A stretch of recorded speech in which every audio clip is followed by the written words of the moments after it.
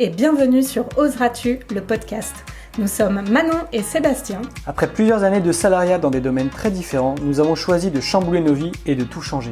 Aujourd'hui, nous accompagnons les personnes audacieuses à exprimer cette partie d'elles-mêmes pour qu'elles osent, elles aussi, changer leur vie à leur façon. Seuls, à deux ou avec nos invités, nous allons te partager des parcours inspirants, des retours d'expérience et aussi plein d'astuces et d'idées pour t'aider à oser réaliser tes projets et vivre la vie qui t'épanouit.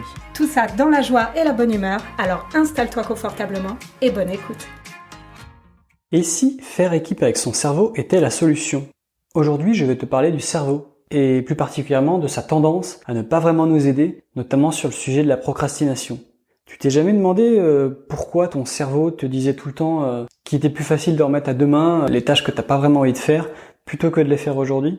Et bien en fait c'est simple. Après des études scientifiques, on a découvert que notre cerveau, il va d'abord analyser les efforts à fournir avant même de connaître les bienfaits et les avantages de la tâche à effectuer. Donc quand tu as compris ça et que tu sais comment fonctionne ton cerveau, tu vas pouvoir éviter de tomber dans son piège parce que la moindre tâche qui ne t'emballe pas du tout, elle va être bottée en touche directement, quand même elle aurait des super effets positifs sur le long terme. Vu que ton cerveau voit que les effets et les bénéfices à court terme et surtout les contraintes à court terme, il n'y a aucune chance pour que ton cerveau il t'aide à prendre la meilleure décision pour toi à ce moment-là.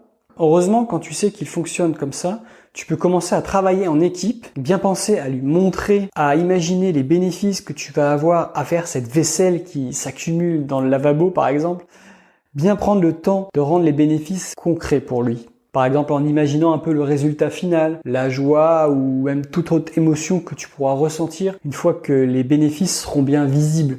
À toi de te connecter un petit peu à ça pour pouvoir lui transmettre ces émotions-là.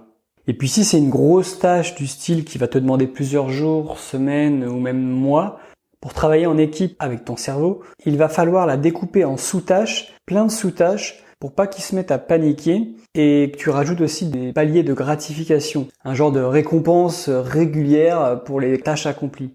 Car sinon, cette tâche qui ne t'emballe pas du tout, mais qui est essentielle pour toi, tu risques de l'éviter pendant un moment.